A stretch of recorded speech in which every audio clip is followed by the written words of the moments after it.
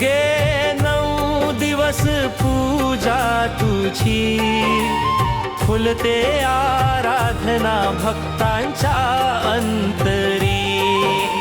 नवनवी साडी रोज शोभा वाढवे, आशीर्वादानी सुख शांती सदा लाभे.